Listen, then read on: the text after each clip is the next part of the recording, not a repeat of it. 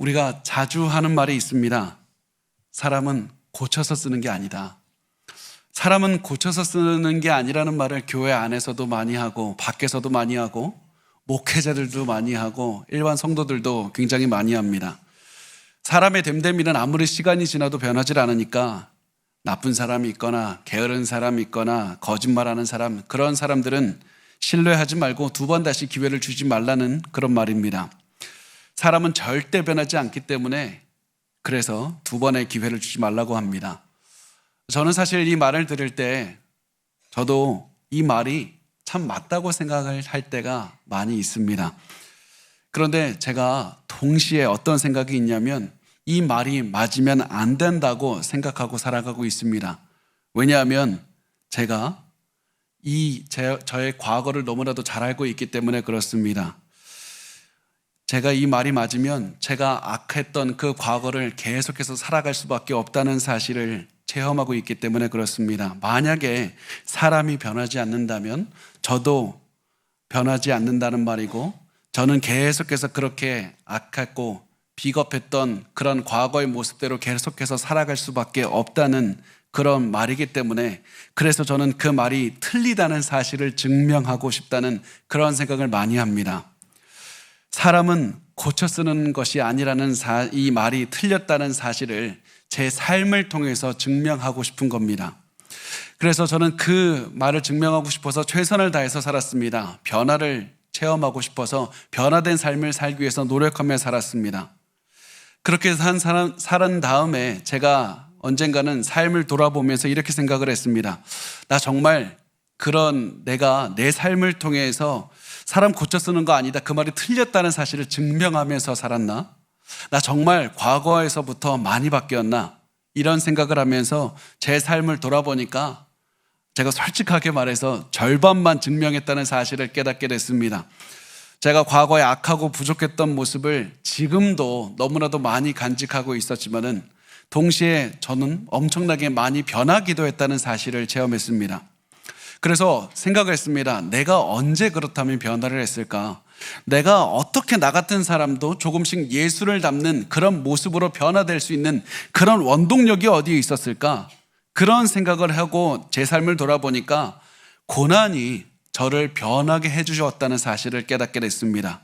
엄청나게 강력한 고난을 겪을 때마다 제 성품도 조금씩 바뀌게 되었던 겁니다. 아무리 좋은 일이 많이 일어나도 제 성격은 변하지 않았는데 고통스러운 시간을 견딜 때마다 제가 변하게 되었다는 겁니다. 너무나도 고통스러운 시간은 저주인 줄만 알았는데 그 고난은 하나님이 저를 바꾸는 도구였다는 사실을 깨닫게 되었습니다. 여러분, 그래서 여러분도 고난을 겪고 있다면 이 사실을 기억하셨으면 좋겠습니다. 하나님은 지금 여러분을 바꾸고 있는 중이라는 사실입니다. 우리에게는 좋은 일이 많이 있어도 우리는 변하지 않습니다. 그렇지만 큰 고난을 겪는다면 우리는 반드시 변하게 되어 있습니다. 우리가 원하든 원하지 않던 우리는 큰 고난을 견딜 때마다 어떠한 모습이라든지 변할 수밖에 없습니다.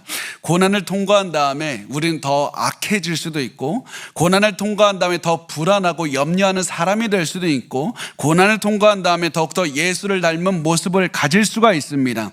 우리는 고난을 겪은 다음에는 반드시 지금과는 다른 사람이 되어 있을 수밖에 없습니다. 그래서 우리가 큰 고난, 큰 어려움을 당할 때 반드시 이 생각을 하셔야만 됩니다. 이 고난이 지난 다음 나는 어떠한 모습으로 바뀌고 싶은가? 나는 어떠한 모습으로 바뀌고 싶은가? 나는 고난을 통과한 다음에 변할 수밖에 없는데 그렇다면 어떠한 모습으로 변하고 싶은가? 이 생각을 하면서 나 자신을 변화시켜야 되는 겁니다. 고난을 통해서 나 자신을 예수님의 모습으로 바꾸는 것에 온 정신을 집중하고 살아가야 되는 겁니다. 그렇게 해서 우리가 고난을 통과할 때마다 한 걸음씩 예수님을 닮는 모습으로 변화를 해야 된다는 사실입니다. 어떤 분들은 이렇게 말할 겁니다. 고난 견디기도 어려운데 어떻게 예수님의 모습으로 변화되는 것까지 그 생각을 하고 살 수가 있습니까? 고통을 견디는 것만 해도 정신이 없는데 어떻게 목표를 가지고 내가 변하는 것까지 신경 쓸 수 있습니까? 예수님 같이 변하는 거, 그거 고난 지나간 다음에 하겠습니다. 모든 문제 사라진 다음에 그때도 늦지 않지 않습니까? 만약에 여러분이 이런 생각이 든다면 여러분 제가 방금 이제부터 말씀드리는 세 가지를 잘 기억해 주셨으면 좋겠습니다. 이 세 가지 중에 첫 번째는 우리는 고통을 겪을 때 반드시 변화하게 되고 그때를 놓치면 변화할 수 없다는 겁니다. 우리는 고통을 겪을 때는 변화합니다. 고난을 겪을 때는 변화하지만은 고난이 지나가면 변하지 않기 때문에 고난이 지나간 다음에 변화된 기회를 놓치는 겁니다. 두 번째, 고난을 겪을 때 아무 일도 하지 않으면 우리 마음은 그냥 가만히 지금과 똑같은 마음이 있는 것이 아니라 고난으로 인해서 망가져 버린다는 사실입니다. 고난을 통해서 우리 마음에 상처가 생길 것이고 우울하게 될 것이고 분노와 증오심이 가득하게 되는 것이 고난을 통과할 때 아무것도 안 하고 내버려 두면 우리 마음은 이렇게 변하게 되는 겁니다. 세 번째, 우리가 기억해야 될 것은 가장 큰 고난은 우리가 생각하는 고난이 끝났을 때 찾아온다는 겁니다. 이 고난이 내가 있어서 내가 보기에 가장 큰 고난 같습니다. 지금 있는 재정의 고난, 건강의 고난, 관계의 고난, 이 모든 것들이 가장 큰 것 같습니다. 그런데 진정으로 가장 큰 고난은 이 모든 것이 끝났을 때 우리의 마음에서부터 시작을 한다는 사실입니다. 그 어려움이 있을 동안에 참아왔던 우울함이 드디어 밖으로 분출되기 시작하고 가족을 향한 분노가 참을 수 없게 되고 마음에 생긴 상처로 인해서 남은 삶을 힘들어하면서 살아갈 수도 있다는 사실입니다. 제가 이렇게 말씀을 드린 이유는 제가 사역을 하면서 이런 모습을 너무나도 많이 봤기 때문에 그렇습니다. 너무나도 안타깝게 너무나도 이런 모습을 많이 봤습니다. 남편이 직장을 잃거나 가정에 갑자기 사기를 당해서 가정이 큰 재정의 고난을 당하기도 합니다. 자녀나 부모에게 갑자기 큰 건강에 문제가 생기기도 합니다. 가족 중 한 명이 갑자기 사망하는 그런 끔찍한 일들도 벌어집니다. 이런 큰 일이 생기면 온 가정은 한동안에 전쟁하는 마음으로 살아갑니다. 어떻게 해서든지 이 거대한 고난을 이기려고 노력하면서 살아갑니다. 이 고난을 이겨내기 위해서 두렵고 힘든 것들 다 참아냅니다. 때로는 서로 주는 가슴에 주는 상처들 그거 그래도 묻어두고 꾹꾹 눌러두면서 살아갑니다. 그렇게 해서 몇 개월 몇 년을 어려운 시간을 잘 이겨내는 겁니다. 그런데 문제는 그 다음에 시작합니다. 그러다가 재정이 회복이 되고 건강이 회복이 되고 질병을 치료하고 아픔이 사라졌을 그때 많은 사람들은 드디어 내가 고난이 끝났다 그렇게 안심하고 기뻐합니다. 그런데 진정한 가장 큰 문제는 그 다음에 드러나는 겁니다. 그 어려움 시간을 동안 견디면서 생긴 마음의 상처가 이제 겉으로 드러나기 시작하는 겁니다. 그동안에 참아왔던 분노가 분출을 하고 어려움을 이기기 위해서 억눌렀던 그 외로움과 우울함이 갑자기 이렇게 눌렀던 용수철처럼 갑자기 튀어오르면서 내가 주체할 수 없이 솟아오르기 시작하는 겁니다. 그래서 문제가 끝난 다음에 부부가 이혼을 하고 형제들은 원수가 되고 부모와 자녀들은 다시는 연락을 하지 않는 그런 관계가 된다는 사실입니다. 고난은 끝났지만 고난 중에 잘못된 것에 집중을 했기 때문에 결국에서는 모든 것이 무너지게 되는 그런 상황이 오게 되는 겁니다. 우리가 고난 중에 아무리 힘들어도 반드시 정신을 차리고 집중해야 되는 것은 이 고난을 지나서 나는 어떻게 변할 것인가, 내가 어떻게 변할 것인가, 내 마음이 가장 중요합니다. 우리는 고난을 통해서 예수를 닮아가는 것을 위해서 최선을 다해야 되는 것이고 우리 가족 전부가 예수님을 닮는 것을 위해서 달려가도록 도와주어야만 되는 겁니다. 만약 지금 문제가 급하고 복잡하니까 내가 지금 발등에 불 떨어졌는데 이 발등에 떨어진 불부터 끄겠다는 마음으로 살아간다면 여러분의 인생에서는 항상 발등에 불 때문에 정신없이 살아가게 될지도 모릅니다. 왜냐하면 마귀는 여러분이 예수님을 닮지 못하게 하려고 계속해서 발등에 불을 던져줄 것이기 때문에 그렇습니다. 그렇게 해서 평생 발등에 떨어진 불을 끄다가 언젠가 발등에 불이 꺼졌다 이 사실을 깨닫고 정신을 차려보면 시간은 다 지나가 있고 내 가슴은 상처와 분노로 그리고 슬픔이 가득 차 있고 가족들은 서로 무관심한 상태로 뿔뿔이 흩어져 있는 그런 비참한 상황에 놓일지도 모릅니다. 그래서 우리가 고난이 클수록 너무나도 정신없이 고난이 나를 힘들게 할수록 더욱더 정신을 차리고 예수님을 닮는 것에 집중해야만 됩니다. 우리는 어떻게 해서든지 예수님을 닮는 것을 바라봐야만 되는 겁니다. 그러면 이제 중요한 것은 어떻게 해야 예수를 닮아갈 수 있을까? 어떠한 방법을 해야 예수님을 닮아갈 수 있을까? 그것입니다. 예수님을 닮아가려면 굉장히 중요한 것 한 가지, 하나님의 뜻을 내 몸으로 실천하는 것에 집중해야만 됩니다. 고난을 이겨낼 수 있는 유일한 방법, 고난을 통해서 내 마음을 지킬 수 있는 유일한 방법, 하나님의 뜻을 내 마음에 심는 유일한 방법은 내가 하나님의 뜻대로 실행하는 것이라는 사실을 기억하고 오늘 어떻게 하면 하나님의 뜻대로 행할 수 있을까? 그것에 집중해야 됩니다. 어떻게 해서든지 고난 속에 내 방법대로 하려는 거 버리고 불안하니까 내가 어쩔 수 없으니까 현실적으로 이렇지 않으니까 그런 모든 핑계는 버리고 하나님의 뜻을 실행하는 것만 집중해야만 됩니다. 여러분, 중간은 존재하지 않습니다. 우리의 마음이 고난이 지난 다음에 하나님을 따라 변하든지 세상을 따라 망가지든지 둘 중에 하나밖에 존재하지 않습니다. 여러분, 우리는 고난이 왔을 때 고난을 사용해서 하나님의 마음으로 반드시 우리의 마음을 변화시켜야만 되는 겁니다. 이 사실을 기억하면 우리는 고난이 복이라는 사실을 깨닫게 되는 겁니다. 왜냐하면 고난이 올 때야말로 우리의 가치 체계, 잘못된 것들이 다 바뀌고 우리가 그동안에 굳게 붙잡고 있었던 모든 우상들을 포기할 수 있는 기회가 되기 때문에 그렇습니다. 평소에는 포기하지 못하던 것들도 포기할 수 있게 하는 그 시간이 바로 고난을 겪는 시간입니다. 이렇게 우리가 모든 고난 가운데 고난을 사용해서 내 모든 것들을 내려놓고 예수님을 닮아갈 수 있을 때 그때 비로소 우리에게는 고난이 복이 되는 겁니다. 우리가 고난을 사용해서 하나님이 원하시는 모습으로 바뀌기만 한다면 고난이 복이 되는 겁니다. 그리고 이것이 바로 하나님께서 우리에게 고난을 통해서 이루시려는 목적입니다. 우리가 하나님이 원하시는 마음을 갖도록 변화시켜서 우리가 하나님의 성품을 갖도록 계속해서 변하게 하는 것이 하나님이 우리에게 고난을 허락하시는 이유인 겁니다. 그리고 이것이 바로 오늘 본문의 요나가 고난을 겪은 이유였습니다.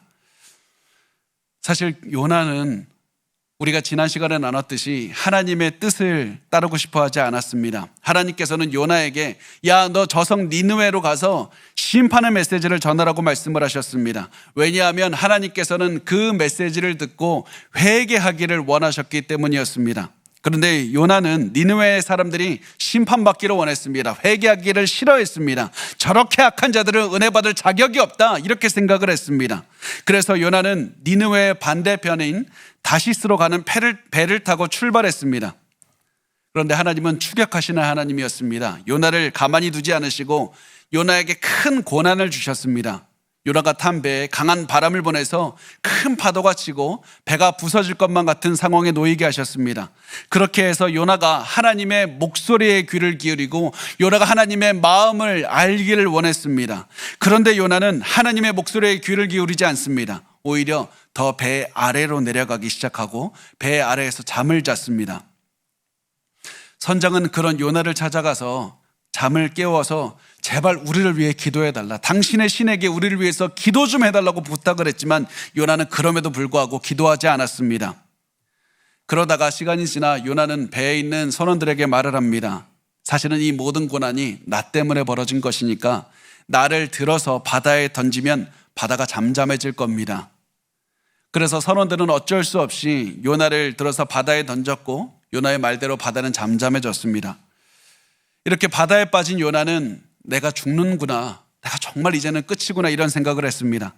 그런데 이때 놀라운 일이 벌어졌는데 그것은 바다로 떨어지는 요나를 큰 물고기가 삼켜서 살 수 있게 되었다는 겁니다. 죽는 줄만 알았던 요나가 이제는 살 수 있게 됐습니다. 이렇게 해서 살게 된 요나는 한 가지 큰 변화를 체험하게 됩니다. 그것은 요나가 변해서 기도하게 되었다는 겁니다. 요나서 2장 1절 말씀 우리 같이 읽겠습니다. 시작. 요나가 물고기 뱃속에서 그의 하나님 여호와께 기도하여. 아멘. 요나가 선지자였는데 지금까지 단 한 번도 기도하지 않았습니다. 하나님께서 니느웨로 가라고 하실 때도 기도하지 않았습니다. 다시스로 가는 배를 탈 때도 기도하지 않았습니다. 그리고 폭풍이 쳐서 배가 부서질 것 같아서 선장이 제발 우리를 위해서 기도해달라고 요청해도 기도하지 않았습니다. 왜냐하면 요나는 기도했을 때 하나님의 주시는 뜻을 잘 알고 있었기 때문에 그렇습니다. 하나님께 기도하면 하나님의 뜻을 따라서 니느웨에 하나님의 말씀을 전하게 하실 것이다, 이 사실을 잘 알고 있었습니다. 그래서 하나님의 말씀대로 사는 것이 싫어서 요나는 기도하지 않았고 하나님께 기도하지 않았기 때문에 요나는 계속해서 내리막길로 걸어가는 인생을 살게 됩니다. 이 인생의 내리막길 계속해서 내려가고 배 안으로 내려가고 계속 내려갔던 요나는 결국에서는 하나님의 말씀에 귀를 기울이지 않고 기도하지 않아서 바다의 밑으로 더 깊이 내려가는 그런 인생을 살게 됩니다. 하나님의 말씀을 거슬러서 사는 삶은 반드시 우리 인생의 내리막길을 걷게 하는 겁니다. 그래서 여러분 반드시 기억하시기 바랍니다. 우리가 고난 중에 있다면 기도해야 됩니다. 기도해야 됩니다. 고난 중에 하나님의 뜻을 알고 하나님의 뜻을 실천하기 위해서 반드시 기도하셔야만 됩니다. 그런데 많은 분이 고난 중에 기도하지 않습니다. 기도하는 시간은 시간 낭비라고 생각합니다. 기도할 여유가 없다고 말합니다. 기도해도 어차피 답 정해져 있는 것 아닙니까? 기도해서 뭐 합니까? 이렇게 이야기를 하시는 분도 있습니다. 그러나 고난 중에 기도하지 않아서 우리의 마음을 지키지 못했을 때 결국 우리가 지금 겪는 고난보다 이 고난이 끝났을 때 더 큰 고난을 겪게 된다. 이 사실을 기억하셔야만 됩니다. 기도하지 않으면 우리의 마음이 하나님으로부터 멀리 떠나서 두려움과 염려와 온갖 악한 것으로 가득 차게 돼서 우리 마음이 망가지게 된다. 이 사실을 기억하시고 고난 중에 하나님의 성품을 담기 위해서 절실한 마음으로 기도해야 되는 것이다. 이것을 기억하셔야만 됩니다. 고난 중에 기도하는 이 기회를 놓친다면 우리 마음이 망가지는 것을 막을 수가 없습니다. 고난 중에 아무런 희망이 없다. 기도가 아니면 아무런 희망이 없다. 이 마음으로 절실하게 기도하셔야만 됩니다. 그래야만 우리의 마음을 지킬 수 있는 것이고 그래야만 여러분의 가족의 마음을 지킬 수가 있는 겁니다. 그리고 요나가 드디어 물고기 뱃속에서 기도를 합니다. 그렇다면 이제 중요한 것은 요나가 물고기 뱃속에서 기도할 수 있는 힘은 어디 있었는가? 도대체 어떠한 일이 요나의 마음속에 일어났길래 요나가 기도할 수 있었는가? 그것은 바로 요나의 마음속에 하나님께서 나를 구원하셨다는 이 감격에 있었습니다. 요나는 지금까지 하나님의 명령에 불순종해서 도망가고 있었습니다. 하나님의 명령을 듣기 싫어했습니다. 그래서 결국 물속에 던져졌습니다. 죽는 것이 당연한 인생이었습니다. 죽어야 마땅했습니다. 요나도 그렇게 생각했습니다. 그런데 요나가 살게 된 겁니다. 하나님께서 나를 물고기를 보내서 나를 살려주셨다. 이 기쁨으로 인해서 요나는 감격에 겨웠고 감사의 기도를 드렸던 겁니다. 그런데 어떤 분들은 요나가 감사 기도하는 것이 당연하다고 생각할 수 있지만 요나가 사실은 불평할 수도 있었습니다.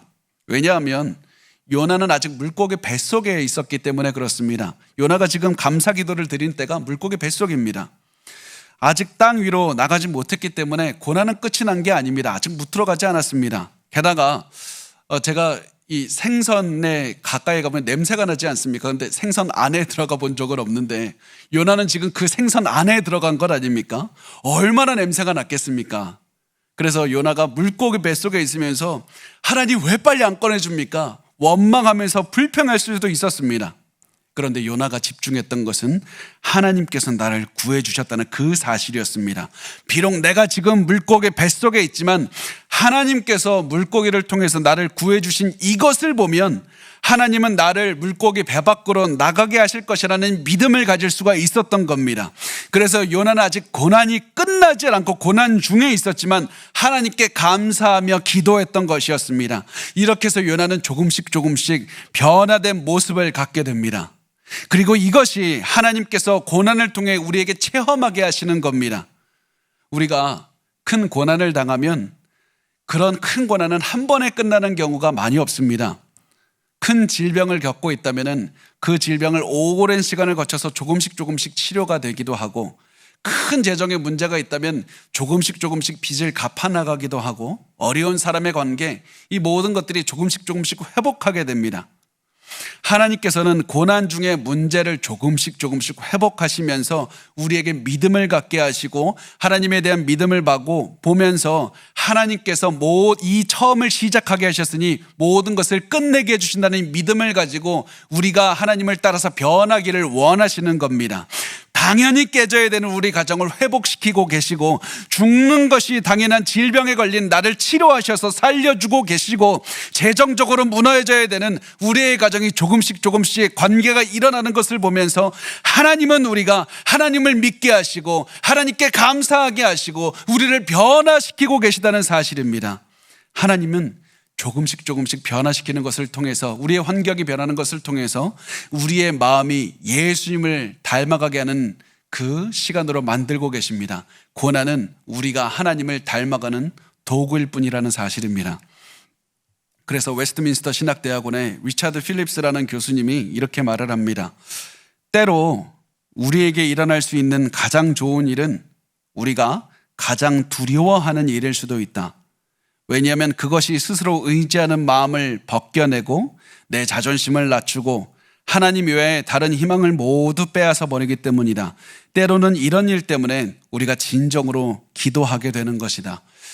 여러분에게 지금 가장 두려워하는 상황이 와서 힘들어하고 있고, 내가 기도했을 때 하나님 한 걸음 갈 수 있었습니다. 내가 모든 것을 움직일 수 없다고 생각했지만 하나님 때문에 한 걸음씩 왔습니다. 아직 100걸음, 200걸음 걸어야 될 것 같지만 내가 한 걸음, 내가 또 오늘 또 하루 또 살아냈습니다. 다음 하루 또 살아냈습니다. 이 모든 것들을 볼 때마다 여러분 기뻐하시기 바랍니다. 하나님께서 여러분과 함께하고 계시고 고난을 통해서 여러분을 바꾸고 계시고 여러분을 예수님 닮은 모습으로 계속해서 변화시키시는 그런 기적을 지금 행하고 계시기 때문에 그렇습니다. 여러분, 고난이 있다면 고난을 사용해서 하나님께 나아가셔야만 됩니다. 고난은 도구일 뿐인 겁니다. 고난을 두려워하지 마십시오.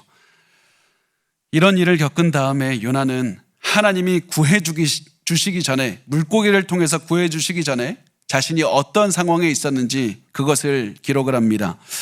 요나서 2장 2절에 이렇게 말씀을 합니다. 이르되 내가 받는 고난으로 말미암아 여호와께 불러 아뢰었더니 주께서 내게 대답하셨고 내가 스올의 뱃속에서 부르짖었더니 주께서 내 음성을 들으셨나이다.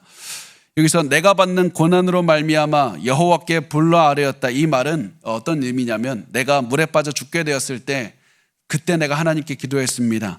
물속에서 내가 도움을 청할 곳이 아무데도 없었습니다.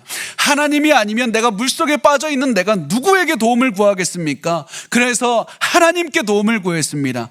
그런데 내가 이제는 아무데도 갈 데가 없어서 하나님께 도움을 구했더니 하나님께서 그 기도를 들어주셨다는 겁니다. 하나님은 물고기를 보내주셔서 그 기도에 응답까지 해주셨습니다. 하나님만이 내 기도를 들으신다, 이 사실을 기억하고 요나는 하나님을 찬양했습니다.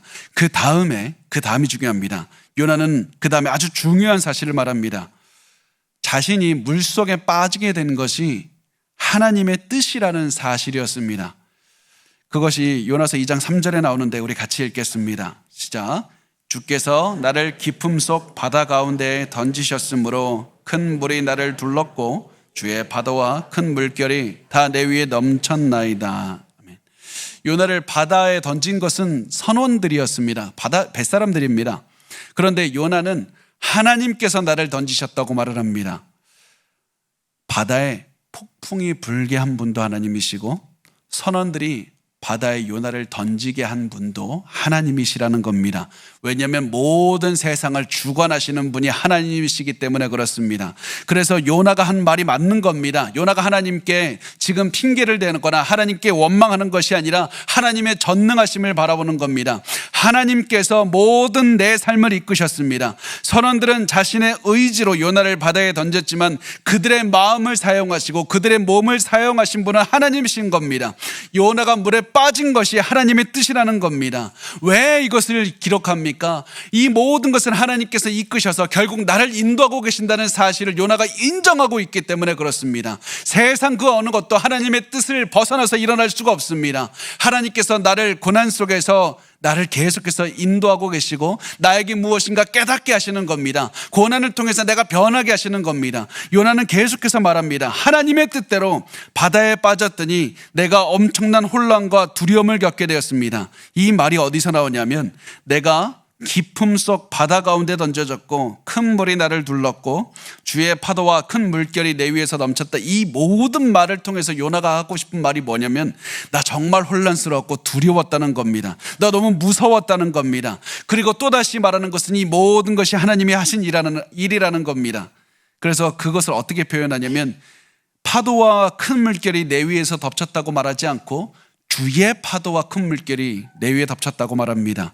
하나님이 큰 물결과 파도를 사용하셔서 내가 이런 고난을 겪도록 하셨습니다.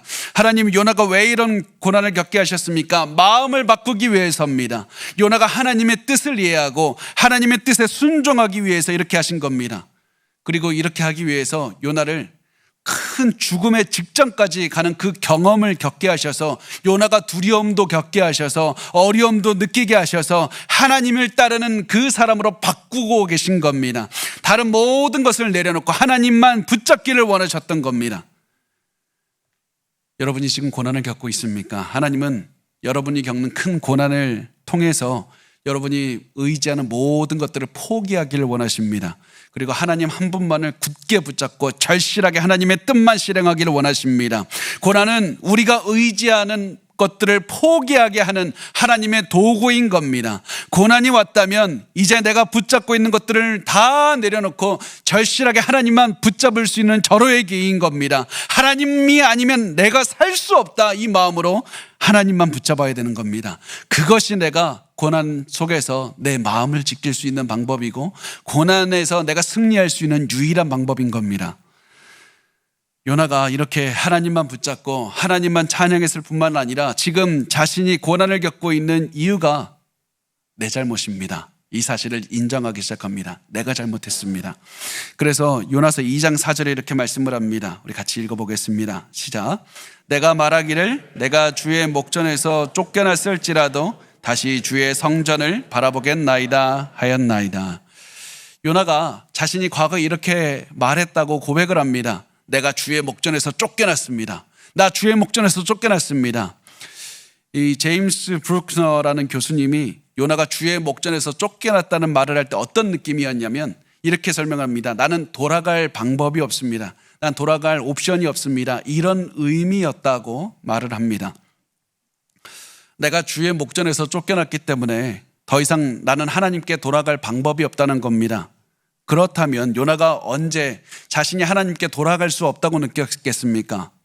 그것은 요나가 도망갈 때도 아니고 요나가 배에서 잠잘 때도 아니고 요나가 바다에 빠질 때였습니다. 바다로 빠졌을 때 도저히 돌아갈 방법이 보이질 않았습니다. 죽을 것만 같았습니다. 더 이상 내 선택을 뒤로 돌릴 수 있는 방법이 없었습니다. 이제 나에게 남은 것은 죽음밖에 없다는 생각을 했을 때 요나는 한 가지 생각을 하게 됩니다. 남은 희망은 하나님밖에 없다. 이 어둠 속에서 이 물 속에서 나를 도와줄 수 있는 분은 하나님밖에 없다는 생각을 했습니다. 그래서 요나는 이렇게 말합니다. 다시 주의 성전을 바라보겠습니다. 다시 주의 성전을 바라보겠나이다. 왜 성전을 바라봅니까? 성전은 하나님의 임재를 상징하기 때문에 그렇습니다. 하나님만이 내 희망이 되십니다. 하나님을 믿는 마음으로 하나님을 바라보기만 해도 나를 구해 주시는 하나님이십니다. 그래서 나 하나님을 바라봅니다. 나 돌아갈 길이 없습니다. 이제 돌아갈 길이 아무것도 없는 나 같은 사람이라도 하나님을 믿고 하나님을 바라보기만 하면 하나님 나를 불쌍하게 여기시고 나를 인도해 주십니다. 그래서 나 다시 주의 성전을 바라봅니다. 이렇게 얘기를 합니다. 요나는 이렇게 말한 다음에 다시 한번 자신이 얼마나 큰 고난 가운데 있었고 그 상황에서 하나님께서 어떻게 자신을 구해 주셨는지 말을 합니다. 5절 말씀에 보면 물이 나를 영혼까지 둘러싸우며 깊음이 나를 에워싸고 바다풀이 내 머리를 감쌌나이다. 물이 나를 영혼까지 둘렀다는 말은 이 물이 목구멍까지 차올랐습니다. 그래서 내가 이제 죽기 일보 직전입니다. 이런 의미입니다. 그리고 요나는 깊음이 나를 에워쌌다고 하는데 성경에서 물의 깊음이라는 말이 나오면 혼돈을 상징한다, 이렇게 보시면 됩니다. 그래서 요나가 죽어가면서 굉장히 혼란스러웠고 굉장히 혼돈스러웠고 굉장히 두려웠다는 겁니다. 그리고 바다풀이 내 머리를 감쌌습니다. 이 말은 요나의 머리가 바다의 이제 바닥에까지 닿아서 이 바다의 바닥에서 자라는 바다풀이 요나의 머리를 감쌌다는 겁니다. 요나는 계속 말합니다. 6절 말씀에 보면 내가 산의 뿌리까지 내려갔사오며 땅이 그 빗장으로 나를 오래도록 막았사오나 나의 하나님 여호와여 주께서 내 생명을 구덩이에서 건지셨나이다. 요나가 내가 산의 뿌리까지 내려갔다고 하는데 이 고대 사람들은 산의 뿌리가 바다 밑에 있다고 생각을 했습니다.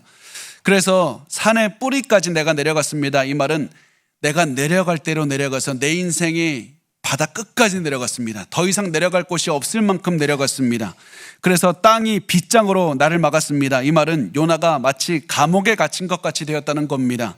감옥에 갇힌 것처럼 탈출이 불가능한 상태가 되었습니다. 나 이제 죽음에 이를 수밖에 없는 상황입니다. 그런데 이때 어떤 일이 일어납니까? 7절 말씀이 이렇게 말씀을 합니다. 내 영혼이 내 속에서 피곤할 때 내가 여호와를 생각하였더니 내 기도가 주께 이르러 싸우며 주의 성전에 미쳤나이다. 내 영혼이 내 속에서 피곤하단 말은 마치 썰물이 싹 물이 나가는 것처럼 내 생명이 서서히 빠져나가고 있습니다.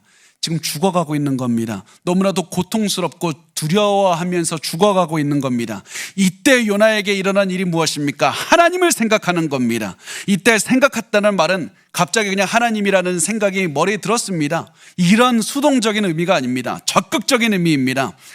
하나님을 생각하고 하나님을 기억한다는 말은 하나님께서 과거에 하신 위대한 일을 기억한다는 말이고 그 하나님께 지금 기억하고 하나님께 기도한다는 말입니다. 하나님께 희망을 두고 하나님께 기도하는 행동을 한다는 겁니다. 적극적으로 하나님께 매달린다는 의미입니다.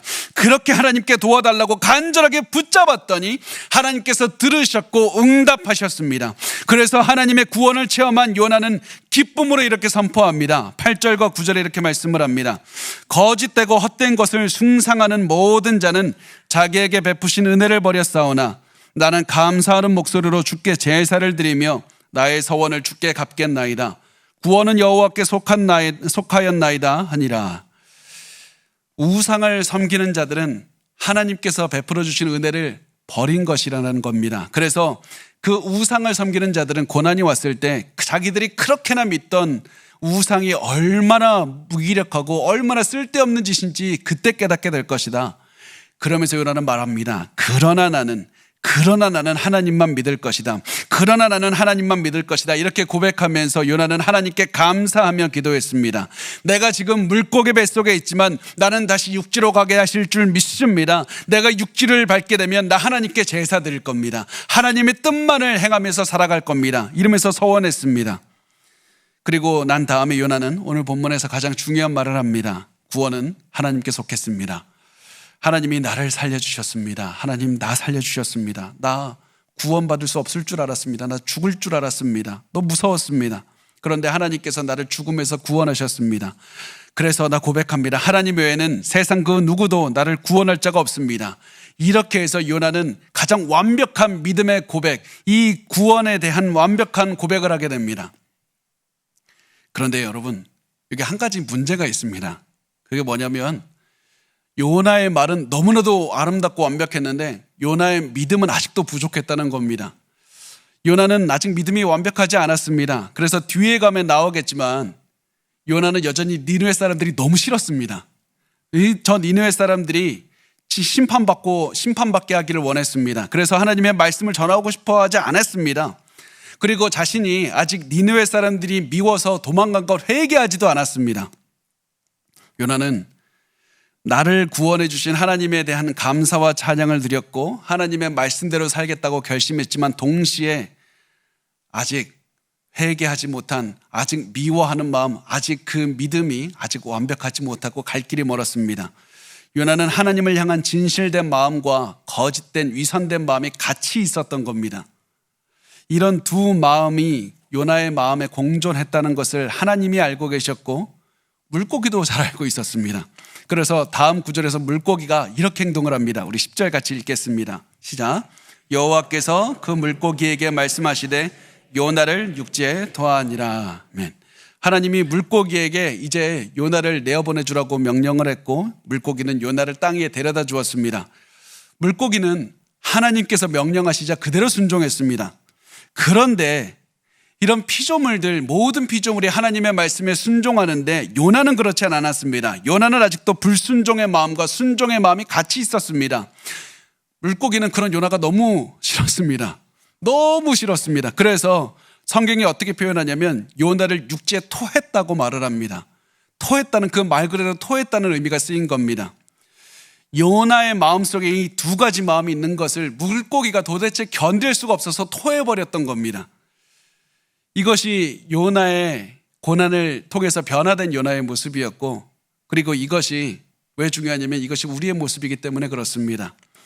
아무리 우리가 큰 고난을 통해서 변한다고 할지라도 아직도 우리의 마음속에서는 내 마음대로 하고 싶어하고 하나님을 반대하고 싶어하는 그런 마음이 아직 남아 있습니다.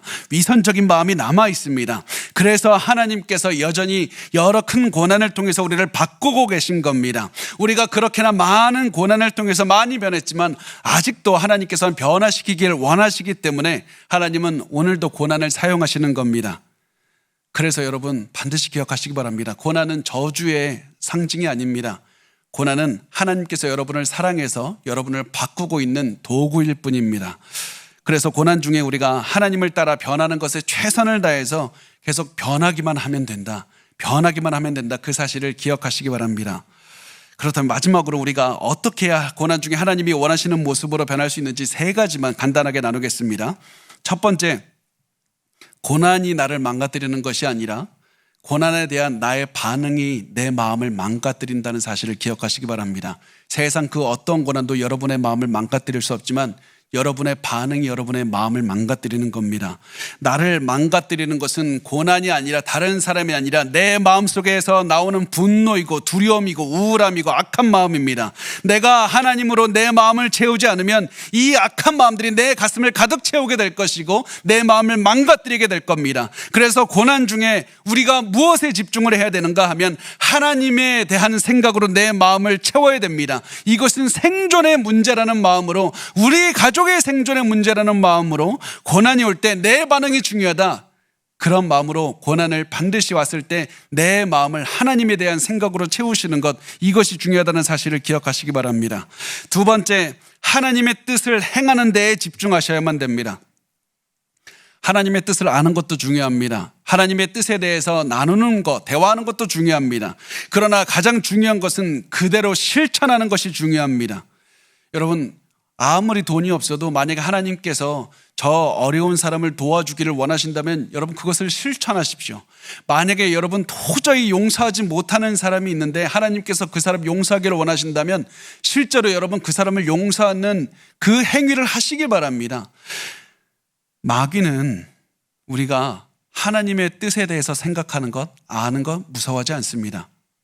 마귀는 우리가 하나님의 뜻대로 실천해서 하나님의 성품을 닮아가는 것을 싫어할 뿐입니다. 우리가 하나님의 뜻을 행하는 데 온 시선을 집중해서 행하시기 바랍니다. 세 번째, 마지막으로 보이지 않는 것에 집중을 하십시오. 보이지 않는 것을 보셔야만 됩니다. 우리가 큰 고난을 겪다 보면 자꾸 눈에 보이는 것에 집중하게 됩니다. 당장 내 눈에 돈이 생기기를 원하고 내 몸의 건강, 이 아픔이 사라지기를 원하고 저 사람과 내 눈에 당장 가까워지는 것, 자꾸 내 눈에 보이는 것들을 위해서 살아가게 됩니다. 자꾸 눈에 보이는 것들에 집중하게 됩니다. 그러나 고난 중에 가장 중요한 것은 보이는 것이 아니라 보이지 않는 것입니다. 눈에 보이지 않는 것에 집중하셔야만 됩니다. 하나님을 기쁘시게 하는 것에 집중하시고 하나님께 영광 돌리는 것에 집중하시고 천국에 집중하시고 하나님을 따라 변하는 내 성품에 집중을 하셔야 되고 성령의 열매에 집중을 하셔야만 됩니다. 이렇게 보이지 않는 것에 집중하면서 우리가 방금 말한 세 가지에 집중을 해서 살아간다면 우리는 반드시 고난을 성공적으로 견딜 수 있을 뿐만 아니라 믿음의 성장을 이룰 것이고 우리 가정도 지킬 수가 있을 겁니다. 고난은 나를 변화시킬 수 있는 도구이고 우리 가정이 더욱더 하나가 될 수 있는 도구입니다. 여러분, 이 고난을 낭비해서 우리 가슴이 망가질 뿐 아니라 우리 가정이 다 망가지는 그런 결과가 오지 않기를 바랍니다. 이 사실을 기억하시고 고난에 임하셨으면 좋겠습니다. 그렇게 해서 우리 고난의 끝에서 우리 가정, 우리 교회 더 성숙한 모습으로 하나님을 찬양하고 기뻐하는 그날을 맞이했으면 좋겠습니다.